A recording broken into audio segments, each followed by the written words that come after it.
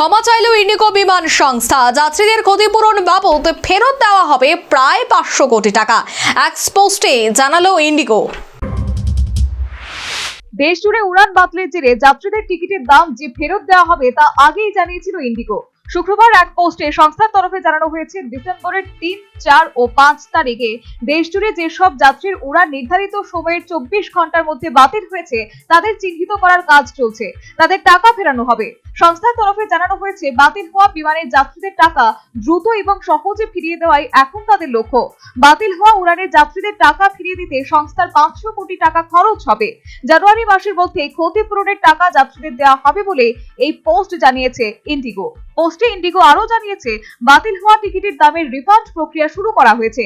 অনেকের কাছে ইতিমধ্যেই টাকা পৌঁছে গেছে। ডিসেম্বরের মধ্যে বেশিরভাগ যাত্রীর কাছে রিফান্ড পৌঁছে যাবে বলে জানিয়েছে সংস্থাটি। অন্যদিকে উড়ান বিভ্রাট কাটিয়ে এখন দেশ জুড়ে অনেকটাই স্বাভাবিক ইন্ডিগোর বিমান পরিষেবা। শনিবার সারা দেশের বিভিন্ন বিমানবন্দর থেকে মোট 2000 বিমান চালানো হবে বলে জানিয়েছে ইন্ডিগো। কোম্পানির স্ট্যান্ডার্ড মেনে নির্ধারিত সময়ে সব উড়ান চলাচল করবে। যে 138টি গন্তব্যে ইন্ডিগোর বিমান চলাচল করবে সবগুলিতেই বিমান চলাচল স্বাভাবিক রয়েছে। শুক্রবার ইন্ডিগোর 1950টিরও বেশি বিমান চলাচল করেছে। বাতিল হয়েছে 4টি উড়ান। সংস্থার তরফ থেকে জানানো হয়, খারাপ আবহাওয়ার 4টি বিমান বাতিল করা হয়েছে। উড়ান বিভ্রাটের কারণ বুঝতে এবং নিজেদের ভুল শুধরে নিতে তৎপর ইন্ডিগো। সংস্থার তরফে সমস্ত দিক খতিয়ে দেখার জন্য আমেরিকার বিমান বিশেষজ্ঞ জন ইলসনকে নিয়োগ করা হয়েছে। National bureau report, news vanguard. Last 10 minutes. A plus B, the whole square equals A square, B square, 2AB, times up. 5 more minutes left.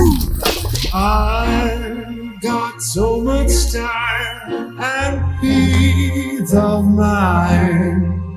Life's feeling fine. My time to shine.